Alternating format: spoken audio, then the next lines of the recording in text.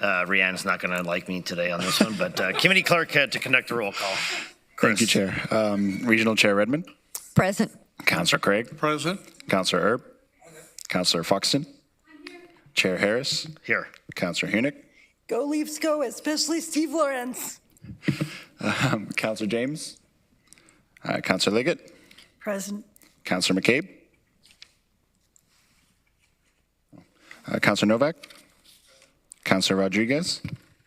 Present. Councillor Salonen. Present. Councillor Shantz. Present. Regrets from Councillor Rubanovich and Councillor Wolf. Present. Thank you, Chair. Okay, I would like to acknowledge that the land on which we gathered today is the traditional territory of the Haudenosaunee, Anishinaabe, and Chinanton peoples. We acknowledge the enduring presence of the Indigenous people with whom we share this land today, their achievements and their contributions to our community. Are there any declarations of pecuniary interest? Seeing none, there are no presentations, there are no delegations. So we'll hit the regular agenda. 6.1, strategic priority, resilient and future ready organization. I'll call on Commissioner Corporate Services Chief Financial Officer Wayne Sethler to speak to the report. There is a recommendation with a vote. So Wayne, over to you. Thanks, Chair Harris. I'm excited to bring the plan and budget for Regional Council for 2026. We have a lot of work ahead of us collectively and already know that, like many recent budgets, this one will present its own sets of challenges, which I'll touch on in a moment. But overall, staff are confident that over the coming months, we can work to build an affordable budget that meets the needs of residents. This report sets out a proposed approach and timeline for the 26 plan and budget process. It builds on the process in 2025 with continued focus on aligning resources to service levels that reflect Council's strategic priorities under our strategic plan while responding to the affordability pressures our residents and businesses face. So the proposed budgeting The proposed report includes a budget timetable that will start in October and conclude with a final approval in December. It includes focused content sessions, which are being proposed on November 6th and 7th, and I think Chair Harris will speak to those specific dates. He's gotten some feedback on those. But they're to provide an overview of the draft budget, where we can also take questions that we will then follow up with on November 26. It also includes enhanced community engagement as per Council's direction at the April Council meeting, with 2 additional public engagement sessions in Cambridge and Woolwich to broaden participation across the region. The report also includes continued use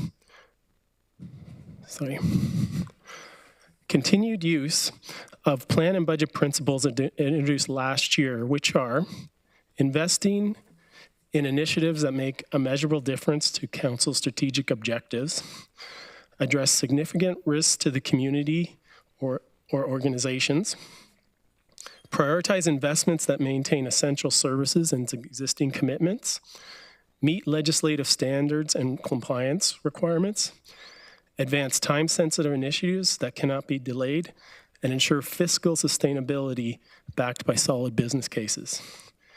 It also includes a capital planning approach that emphasizes affordability and long-term sustainability, including the level of debt that can be issued annually without compromising the region's AAA credit rating, a capital budget developed with consideration for the availability of reserves and reserve funds to support the region's pay-as-you-go renewal strategy, forecasts for other funding sources, including provincial and federal contributions, grants, and related programs.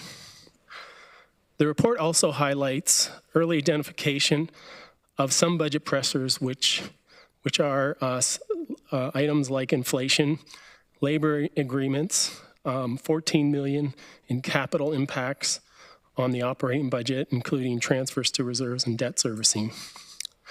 I also want to briefly acknowledge the budget cap motion later on the agenda, which proposes limiting the 26 levy increase for direct regional services to 5%. We recognize the intent, and staff will work diligently toward any target set by Council and are confident we can get there. It will be challenging given the cost environment and shifting local needs, but we believe it is achievable through disciplined prioritization and a continued focus on efficiency. So happy to take any questions. And we have a few. Councillor Salonen. Thank you, through you, Chair. I guess I was kind of thinking when this was coming forward, we'd be discussing as a council our thoughts on last year's. We had a subcommittee, kind of if that was effective, if it wasn't, but I don't even see that being considered in this schedule or discussed, but that is something I would like an opportunity for us to discuss. I don't know personally, being on it, if it was the best. I think it was well-intentioned, but I don't know if it came out with the impacted results that we wanted, but I was hoping we could discuss that. Is that, Chair, something that you would deem appropriate now or at another point? Because if we do decide to go ahead with it, it would kind of impact what we're voting on today. Yeah, I think, maybe I'll talk to us. I mean, a general feeling about where people are at with that would likely be good. I guess my particular take on that is, I do have a motion before us today that outlines, I think, a more, proactive stance or directive from this council to ask staff to go back. I know we had something similar, but then we did a little bit of the work through a subcommittee last year, and I'm hopeful that by, giving staff some of that clear direction now well in advance of, the summertime, that a lot of that work can be done by staff with the proper information and reports going forward. I think that there were some great items coming out of that subcommittee that now we are the benefactors of going forward from a kind of a mechanics perspective.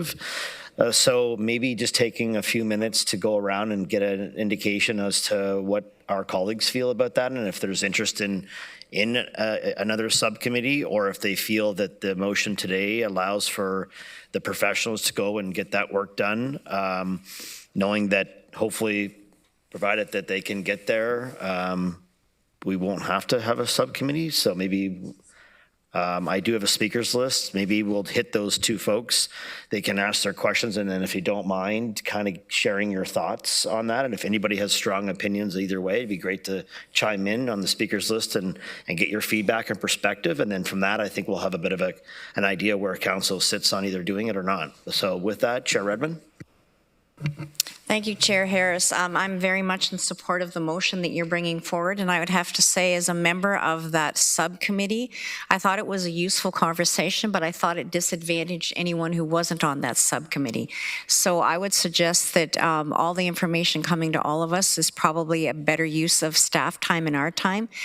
The question I was going to ask, or sort of the request, was that any new position, any FTE that is going to be added, I would like a business case to come with that. So it's a one-pager and talks about the need for it, the justification, and where that funding would come for. And I think that that would move us a long way into focusing on our conversation. So I would make that request as we go forward.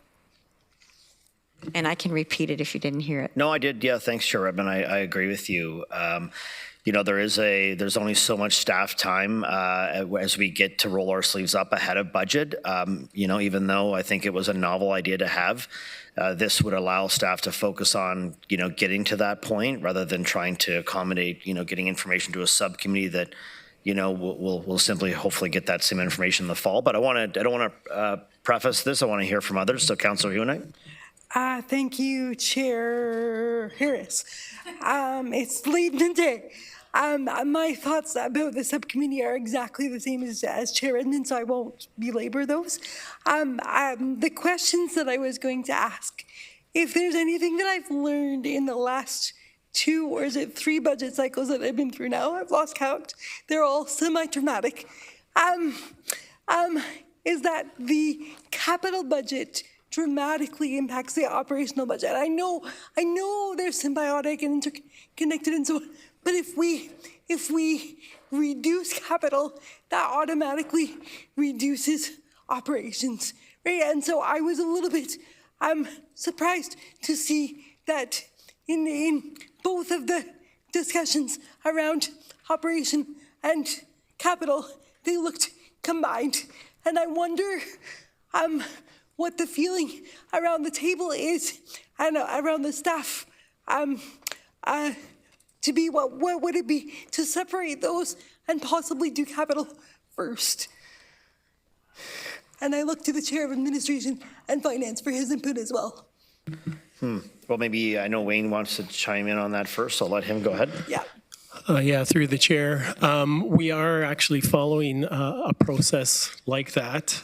So we are upping our game over, I think it'll be over the next few years on how we prioritize and present the capital budget. There's a lot of the capital budget right now. There's a lot of aspirational type projects in there. So we're going to be looking at it, prioritizing, what's legislatively required, what's a part of the asset management strategy that's important, what's linked to certain strategic initiatives and master plans, and bring that more within an affordability context as well. So we're working with staff from the various areas that manage the capital budgets to give them a budget envelope to work within and to think of those priorities as outlined by council, and then that will feed into the operating budget, because the important part of the capital budget is managing our debt levels as well and maintaining our AAA credit rating. Okay, I'm just a little bit confused by that, Commissioner Seffler, because in the table provided in the report, it still looks combined to me. But if you think it's going to be more separated, I think that would be valuable. And then my second ask or recommendation to staff for the budget process might be the day that our partners at WRPS come and present. I think they have 3 hours, and I wonder if we could designate 2/3 of that as presentation time and 1/3 for questions and dialogue, just to make sure it's a more collaborative discussion. I don't know what the feel from members of the police board might be. Cool. And then I was going to echo Chair Redmond's thought about the budget issue papers for new FTEs, and then I'm done. Thank you, Chair. Okay, thank you, Councillor Hunick. Is there a further response you're looking for on that? Or? If you have one. Yeah, no, I would like to go around and before I say anything more, perhaps, and get people's feedback, if that's okay. So with that, Councillor Craig. No feedback on subcommittee at all? Come on, you've got something to say about that. I mean, I got you here. Okay, that's fair. Okay, I'll put you in the queue. Councillor Foxton. Thank you, and through you, Chair. I enjoyed being on the subcommittee, but everybody has to hear the dialogue so that we can make good, wholesome decisions. And if only a select group get to hear the discussion, they don't understand how we came up with the solution. So I'd rather, if we have to add another budget day to do something like this, I'd rather do that than have us just as a subcommittee. And yeah, capital budget is definitely different from operating budget. And I think I asked that last year, that we have a complete explanation because a few other councillors didn't understand what capital was. Capital is your dreams for the future. Operation is what you live by. Thank you. Councillor Wolf. Through you, Mr. Chair.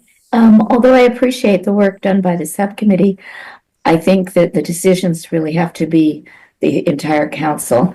And we need to hear the delegations, and now we're going to be going to Cambridge and Woolwich, and I think, hearing more delegations. And I think that basically, we all need to be there and hear, all the input to make the decisions. And I also, I guess I'll talk more on with your motion. I just hope the cap is a suggestion, not a firm cap, because we don't know what we're facing. And with tariffs, the whole situation, none of us went into the last budget hoping to have a 9% increase, but we ended up there because of need. So those are my thoughts. Okay, thank you. Councillor Salonen. Thank you, through you, Chair. Thank you. It's nice to hear everybody's other comments on the subcommittee kind of reflecting what I had thought. I was also curious on the deadlines for submissions of councillor motions. I know we kind of ran into some issues last year with that deadline in advance of budget day. Again, I guess I really just want to hear what you all think. And I guess kind of curious on the rationale again as to why we went to having a budget deadline for motions before budget day. Yeah, just curious on thoughts on that too, and trying to, make sure once we get to the process point that people, Yeah, is there a clear question for staff there, Councillor Salonen? Yes, I'm looking for, I guess, clarity on why we went to having the deadline for submissions on councillor motions. And I guess if that's the approach that we also want to continue. Yeah, Commissioner Steph. Yeah, through the chair. So my understanding was that's needed because sometimes or many times these motions need some additional analysis to be done or vetting or due diligence. And so it's just really to give enough time that we've properly vetted it to understand the full impacts.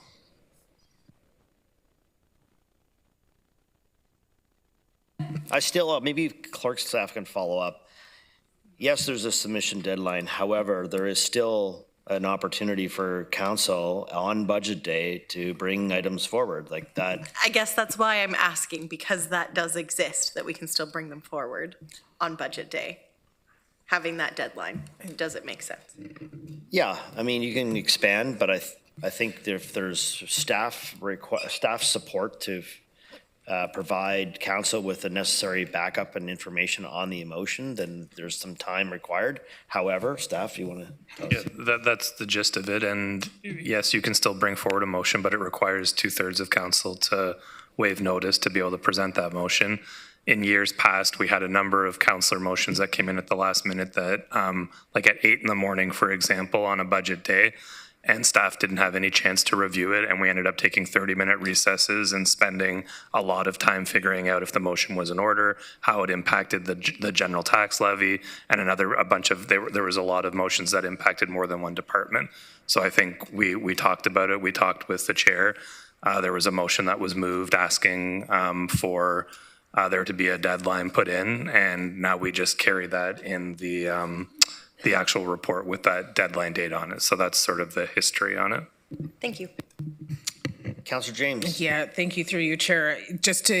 Will, you pretty much said exactly what I was going to say. That one council budget where it was like we're making budget decisions on the fly.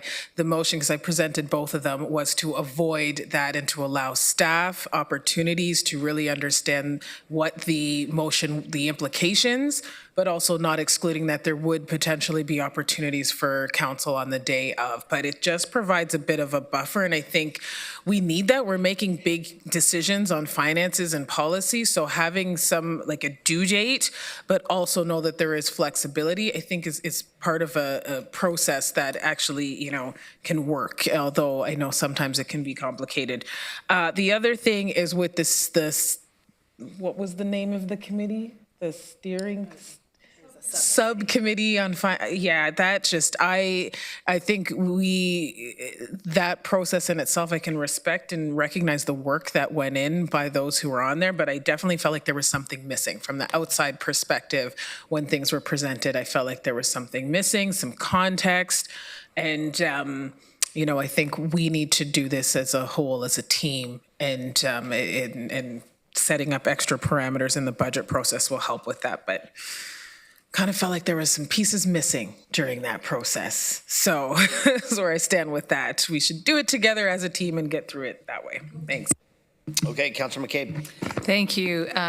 Through you, Chair, and I guess to you as the chair of the committee. But yeah, I really support having that deadline in place, because if we count from today forward, we have 7 months to work on this. And yeah, there's things that will come up, and we goodness knows what's happening, with our partners or our neighbors to the south. But we have 7 months to work on this, to ask questions, to get information, to propose ideas to staff and get information back from them to determine, is this good, is this not?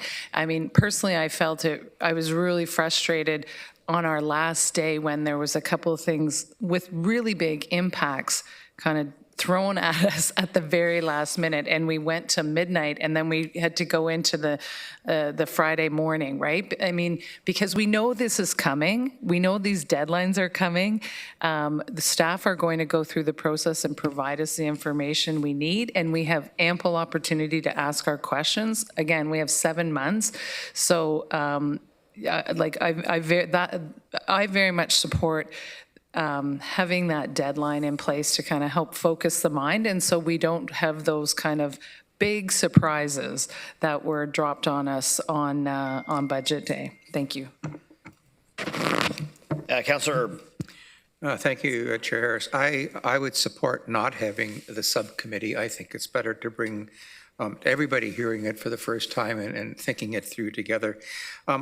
This is a bit prejudging what your motion might get approved or not approved, but I think there's a little bit more sharpness to the motion than what we had last year. There's a 3% difference, so now we're down to 5, and I think the subcommittee would not quite have as much work with this new recommendation that's coming. So I think simply because of the difference in the number from 8% to 5% is another reason why we don't need the subcommittee. Okay. Mr. Rodriguez. Thanks to you, Chair. I was the new guy here. I would also probably say no to a subcommittee. I think to have sub-conversations that not everyone is privy to for the same reasons why we all sit on all of our 3 main committees would be beneficial. I'm just kind of reconciling to Councillor Solinen's point around the timing of motions, and I don't want to add other meetings per se, but just in terms of when it falls, right? It's debate discussion council public session, and then there's this motion deadline. We jump right into final budget day, and I don't know if it's moving it up or putting a committee day before that or something that allows us to have those really tough discussions where. And again, not to presuppose the outcome of the chair's motion, where we can look at, we say we have 5%, and there are 10 things we want to do that tip us above 5%, where we can actually debate the menu of options that might tip us over, including councillor motions. And then there's actually budget day, where it's not, let's cut here, cut here, cut here. It's a bit more concise, and I don't know what the answer is, and this is my first one, but I agree with Councillor Solinen that there's this, that the motions come at the end of the process, and maybe it's as simple as moving it up, and I just want to put that out for maybe more discussion, but I'd rather have it now than in December. Thanks. All right, I think we've got a pretty good consensus, but I will go back to Councillor Craig. He may have now clarified his position on this. Thank you, Mr. Chair. I think we're going to get into the 5%, but I think it is the correct way to proceed. And I think also last year we had 9 in the morning till midnight we were here. I think we have to establish an extra day and have it out there if possible. Because if we run into numerous delegations trying to make good decisions, I think we should be at a point where we can say, okay, it's 7:30 or 8:30. We're going to come back tomorrow and finish it up. So that would be my recommendation, Mr. Chair. Okay, we do have 2 speakers left. I am going to note that it's 4:10. I believe Cambridge has a council tonight. No? No? Yes? No? Cambridge? Yes. So we want to keep a move on, I suppose. Councillor Hunek.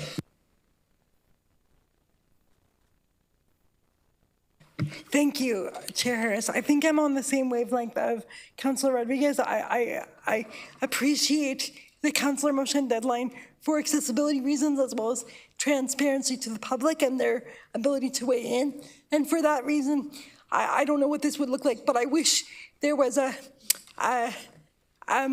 public engagement session even after the councillor motion deadline. So to relook at that, I think would be valuable. And my question is, with respect to the budget issue papers for FTEs that that Chair Redmond and I both referenced, would there need to be a motion made to that effect, Chair Harris, or is that a recommendation to staff? I don't need to table it today, but I would be willing to do so in the coming months.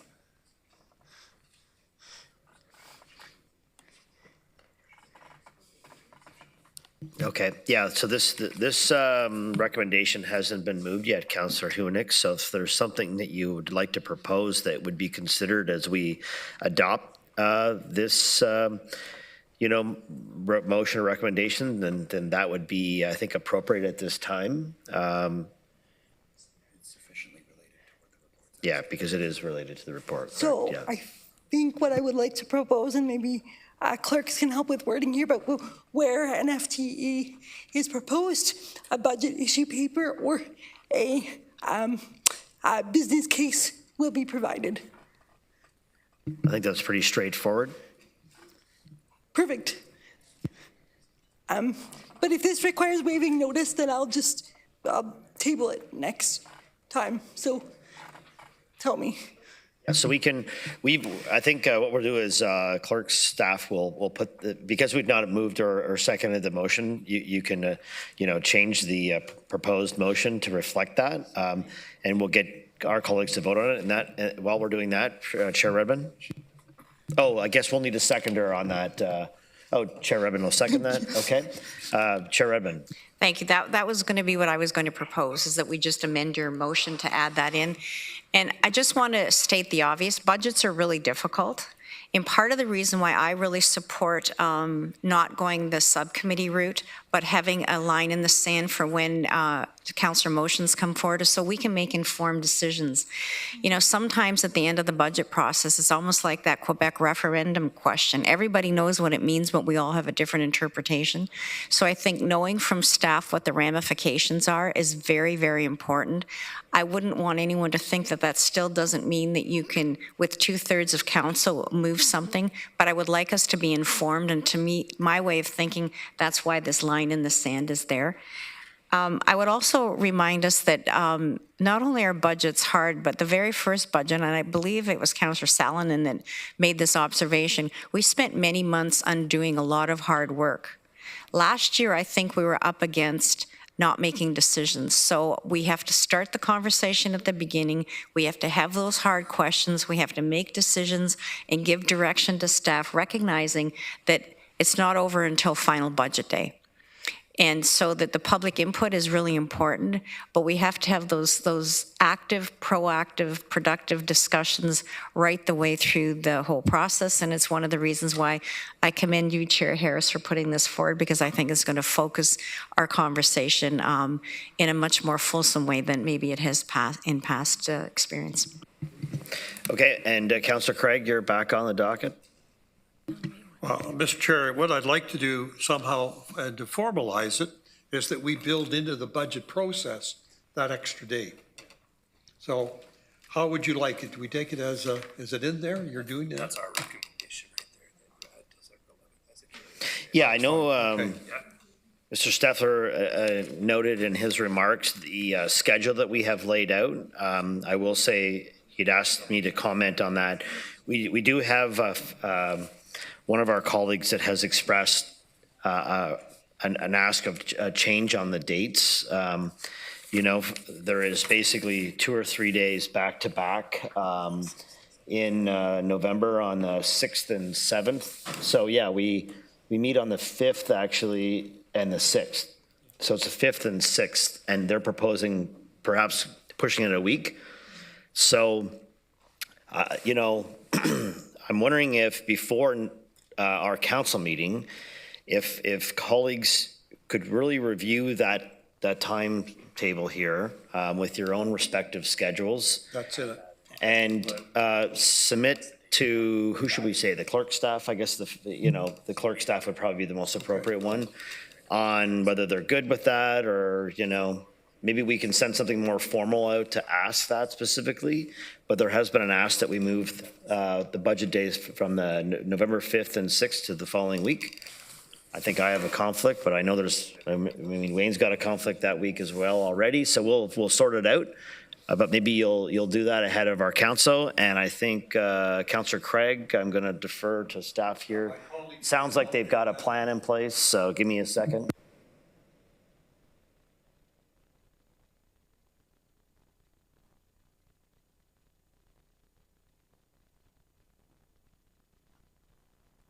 I think, it'd be great if we can, we're going to, clerk staff, finance staff, we've heard you loud and clear. We're going to go, I think, and add that second day in.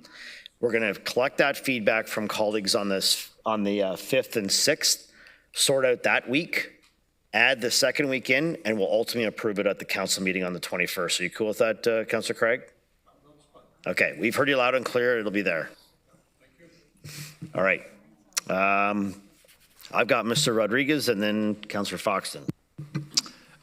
So I'm just wondering if staff could perhaps weigh in on this question of this councillor motion piece, and whether Councillor Craig's, adding of a second day gives us that wiggle room to take pause and review things appropriately, or if there is, or staff feel, or chair, if you feel it's appropriate to reorder that in some way. Just any thoughts would be appreciated. Thanks. Well, maybe staff I'll get you to chime in on that, Wayne. So through the chair, so what I would be thinking about, like, if we look on the table that we presented, November 26th is that day where there's a lot of review and reflection from the previous meetings where we go through the detail. We'd be responding to questions and following up on things and further discussion. So that could be, adding in an additional day after that for additional discussion. That could be a possibility. It's one option. Go ahead. Let me think on that. I don't have a course of action. I just wanted to hear what your thoughts were right now. So let me think on that for 20 seconds. Thanks. Okay. Hopefully that's clarified that. Councillor Liggett. I just want to mention that I have a tight budget at the city, so we're going to be completed and finished in December. So I can't confirm times here if I vote in approval. I just want that out there. So. Okay. Councillor Foxton. Sorry, Chair, I was just saying that, I would need to know these dates as soon as possible when we firm them up, because I'm going to have to shift some stuff around already in November for these. So the sooner the better, but thank you. I agree with what everybody else is saying. Yeah. Okay. So we've got consensus that we're going to we will not proceed with a subcommittee. We'll see how the motion ends up later this afternoon. And what we'll do is we'll move we'll play with the timeline, and we'll ask for consent at our next council meeting to adopt that. So we will. Is that fair? So the motion on the table, so we refer it to council though. So I just asked if there's any. Yeah. I mean, we've got this amended motion here now. Recommendation A, B, and C. If you've had a chance to look at it, we can just basically unanimously consent to move it to council on the 21st, and we can deal with that then. Is that fair?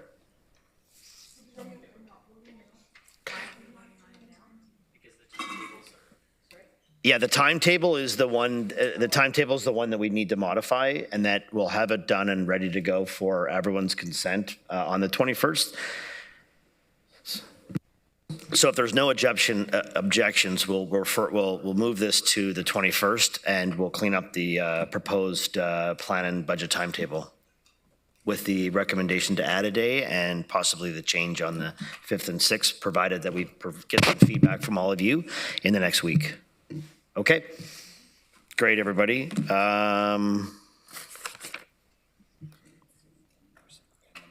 6:07, we've got the council committee tracking list that's being received for information. I will, at this time, return over to my seat and ask Vice Chair Nowak to take the chair for this portion of the meeting, as my notice of motion is the next on the agenda.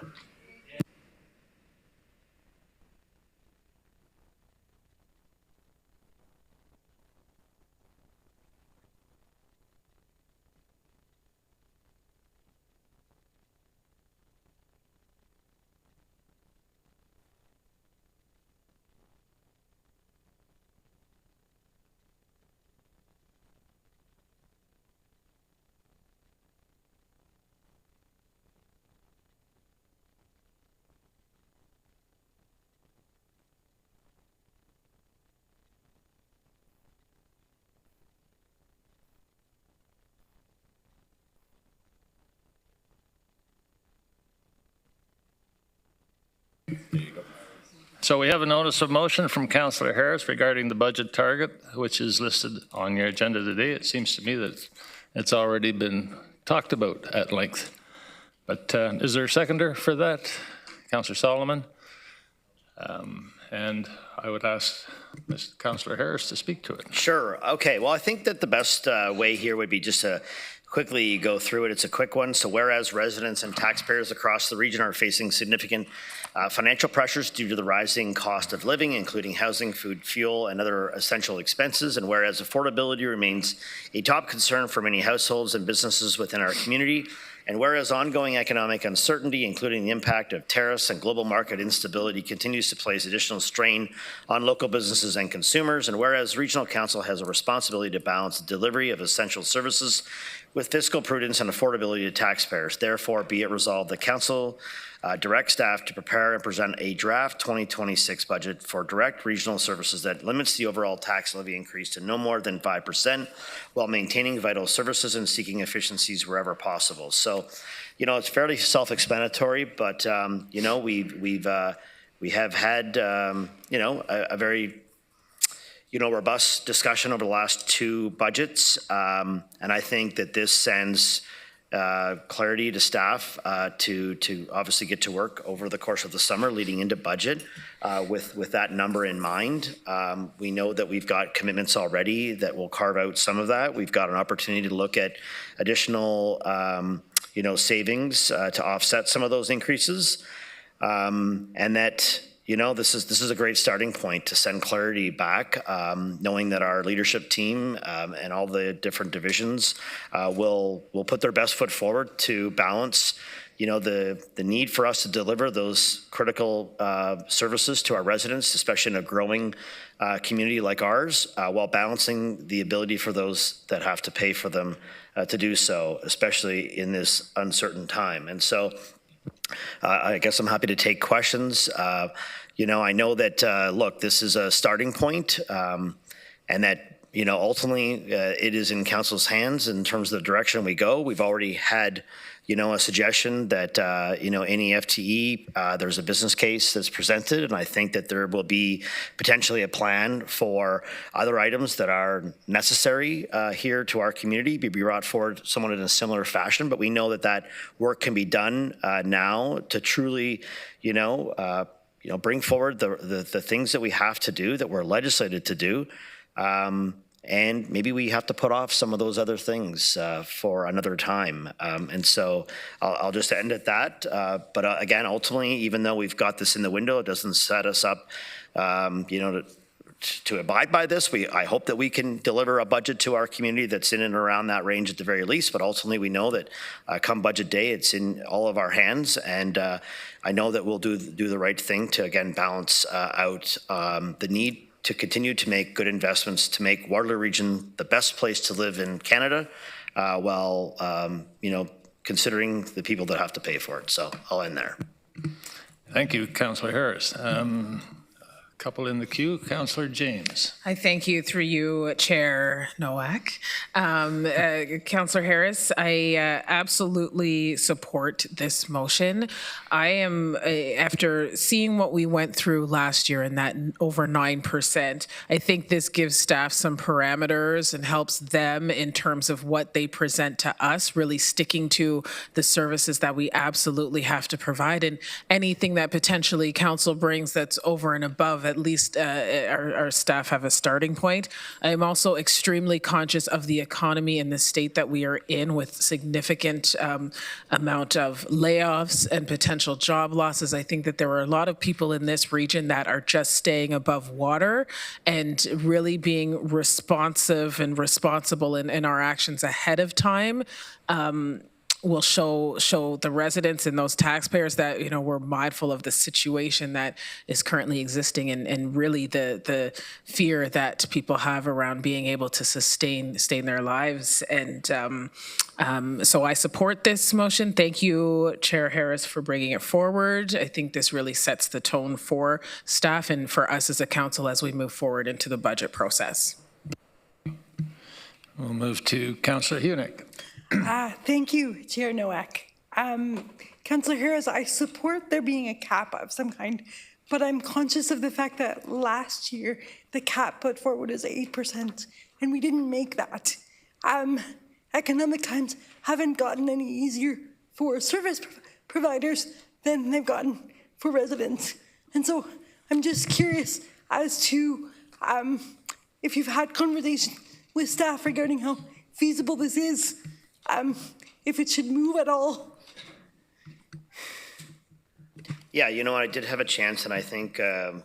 Steffler did indicate, albeit, you know, something I know that, and I maybe don't want to speak for staff, so I'll let Wayne just repeat what he said, but I know that this is ambitious, that they've got work to do. And yeah, it's, you know, knowing where we ended up last year, that could be challenging. However, you know, there was some significant expansions last year that we approved that contributed to that 8% increase. And I would hope that, you know, we got a lot of that out of the way last year, you know, so that maybe this year we really will look at the true priorities. So maybe Mr. Steffler, I'll stop and I'll let you speak to that question. Yeah, through the chair. Yeah, I think our thoughts are, you know, it's going to be challenging, but achievable. We will have, you know, be looking for efficiencies as much as possible. But you know, don't think you would expect, you know, any kind of types of expansions or anything like that. It'll be trying to stay within what we got, trying to maintain the service levels we have. So challenging but achievable. I think, from my perspective, the budget issue papers will help us make informed decisions, but I'm nervous about the hardline cap. So I'll leave it there. Okay. Chair Redmond. Chair Nowak, could you call the question? Call the question. I have one more speaker. Do I need a seconder for that to call? Council? Yeah, okay.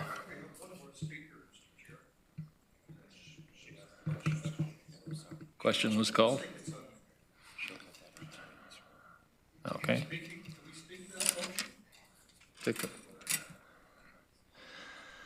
Okay, well, seeing no more speakers, I will.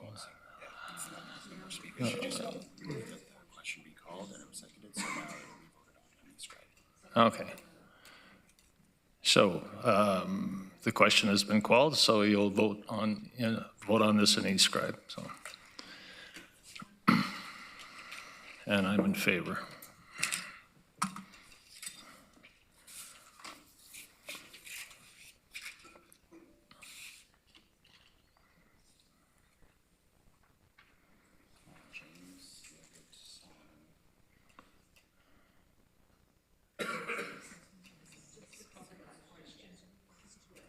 Oh, this is just the call question. This is just call the question. Do you need to change your vote? I still voted correctly.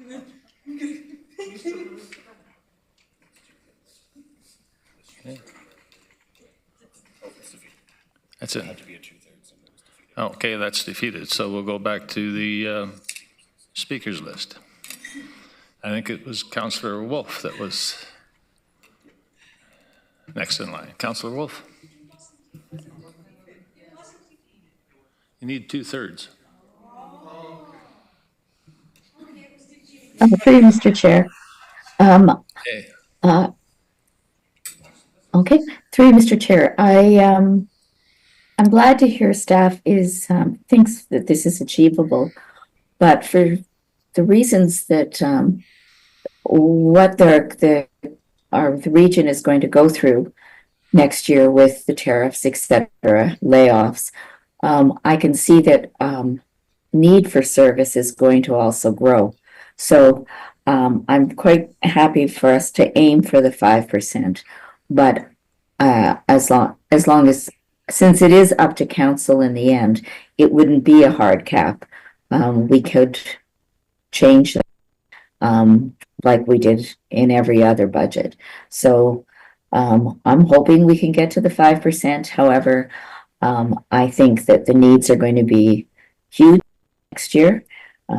Last year we had the food bank come to us asking for 2 million. I think that's only going to grow, and the needs are, obviously going to expand. So I will vote for the motion, knowing that if we need to, we can go above the 5%. I may need some clarification on that. If we pass this motion, the motion suggests that they cannot bring anything back above 5%. And will that be beyond discussion at that time? I know that they come back with 5%, but council can raise it above 5%. So when we hear delegations, et cetera, that's what I'm thinking. Can maybe have clarification on that? Okay. Because if we can't go above 5% or make a decision above 5%, then I'm against the motion. Okay. Through the chair, I can just clarify how I kind of see this working. Like we have significant budget pressures. That will be, overall on whole more than 5%. So what we will be presenting is ways of making efficiencies, trying to not affect service levels, but there may be places where we will be suggesting or recommending we need to make a service adjustment. So we would have that listed in that final report to say this is how we're getting to the 5% number. So there is the ability of council to see that and then to make considerations. Yes. And just to clarify a bit further, this is directing staff to prepare and present it, but that doesn't prohibit council from approving a higher rate for the budget or the levy increase if they wanted. Okay. Councillor Rodriguez. Thanks. Perhaps a question for the mover.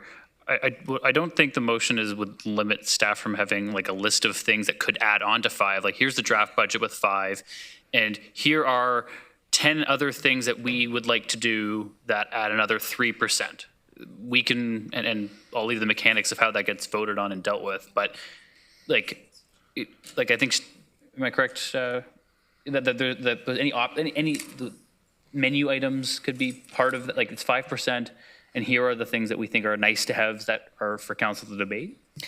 Yeah, I mean, I guess in a roundabout way, there is that. I think we want to try to send the most clearest message possible that we'd like you to live within this confine, first and foremost, that we have the necessities that we have to deal with within this framework. However, there's perhaps the niceties that others will want to, look at, including the public when they come to present to us, that should and will be, I think, considered by this council. So. But I would hope that this allows staff to go and do their work and really bring forward the things that we must deal with, and if there are others, then we'll have to deal with those at the time. Okay. Councillor Hunick. Thank you, Chair Nowak. If we're just going to create a list of add-ons, then I, again, question the point of the cap.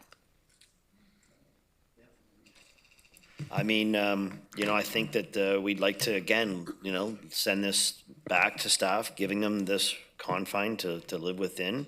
However, I'm sure you all will have questions of staff when the final report is presented.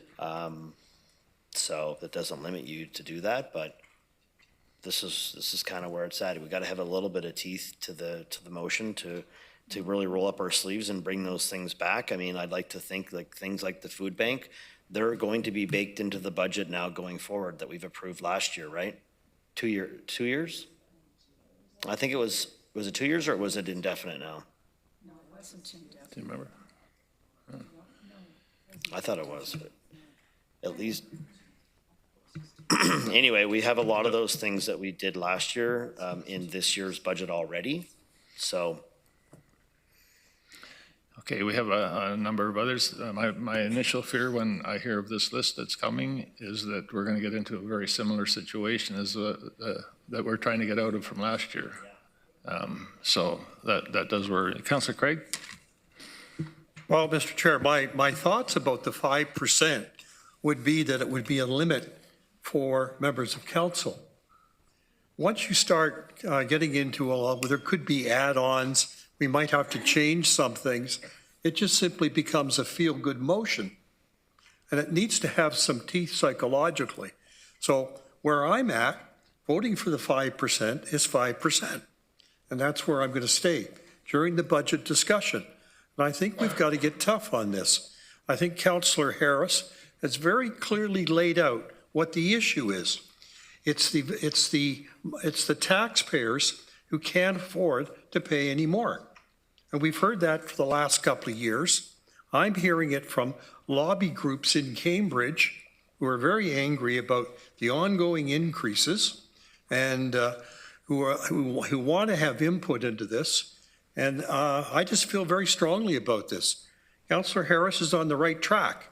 5%, that's where I'm at. That's where I'm going to stay at. That's my individual statement. Thank you, and through you, Chair. So every year, my council says, okay, you've got to come in with a budget at 3%, 4%, 5%, and we lay that out to staff. And then staff come back, and then we say, okay, but can we look at what this would cost us? And can we look at, so you're not adding a ton of stuff, and it's not whim stuff. This is the stuff that's essential. If it's not essential, we don't do it. In this economy, if it's not something essential that we feel we have to do to make the region get through the situation we're in this year, then we look at it seriously and we do it. So, but if you had said that this 5% is the whole thing, so that means that you guys create a 5% budget, and we don't have to have any budget meetings. Right? That's not what the motion's there for. The motion there is to say, okay, you look what? This is a hard time. So let's look at this realistically. Let's aim for 5%, understanding that there are people in need, but there are people that are on the brink. And it's our job to do the balancing act and to do what we can do to not only to sustain the region, but to maybe help out as much as we can without breaking anybody and ourselves. Okay, just a little bit of clarification again. The motion calls to maintain, wait a second, let me read it. It's not aiming for 5%, it is 5%. And that's, according to Councillor Craig, that's what he's trying to bring across there. So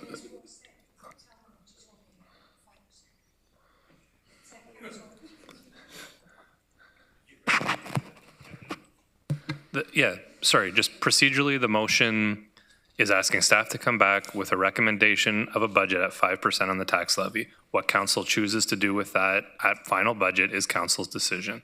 It can be higher, it can be lower. All this is direction to staff to bring it back starting at 5%. okay. Councillor Wolf. Wolf already spoke, so it's Solomon's turn. Councillor Solomon. Clerk Short said everything that I was going to say, so we're good, thanks. No. Councillor Erb.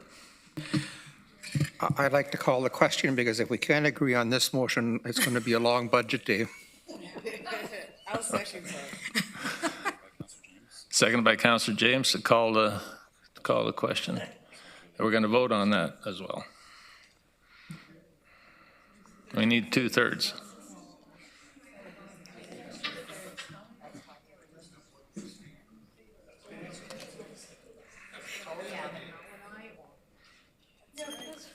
I'm in favor, by the way. Oh, it looks like we're...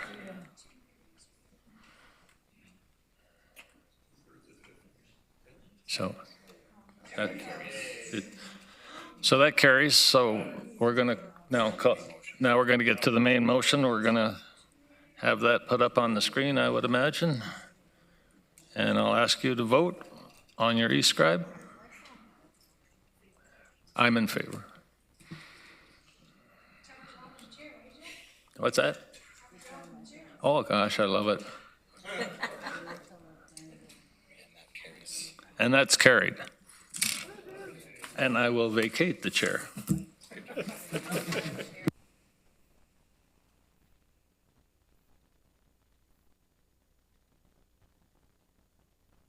Thank you. And I'm sure I'll get those emails from people saying 5% was too high. So anyway. Okay, we will move on to item 8.2. Councillor Dorothy McCabe, fast tracking stimulus funding. Councillor McCabe provided a motion which is listed in today's agenda. We will need a seconder for that. We'll need a seconder. Councillor Foxton, thank you. I'll ask Councillor McCabe to speak to her motion. I'll be very brief because I know we're over time, but just we know that the federal government we've heard a lot during the provincial or the federal election about, and then we heard from the new Prime Minister in his press conference last week that talking about getting the economy moving and making it really his priority. And I think we can anticipate that there's some stimulus funding coming. So this motion is really just to say, fast track it. We know we need the help in our municipalities and that business owners here need the help, and that this is a proven way from 2020 when there was 23,000 projects that were funded through stimulus funding. It's a good way to keep local economies moving, keep people employed, and build critical infrastructure that municipalities need for a variety of reasons. So I'm just looking for your support for this, just to request the federal and provincial governments to get this out the door as quickly as possible so that we can keep our community strong and whole. Thank you. Great. I don't have any speakers for this, so colleagues, if you're ready, we'll vote on it.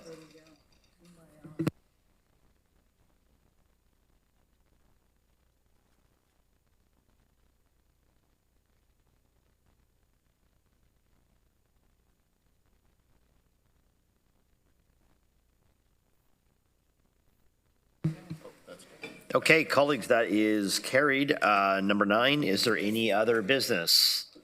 Okay, seeing none, colleagues, our next meeting is scheduled for June the 10th. We will now start on a vote to adjourn the meeting, moved by Councillor Sellen and seconded by Councillor Erb. Yes or no buttons to conclude today's meeting.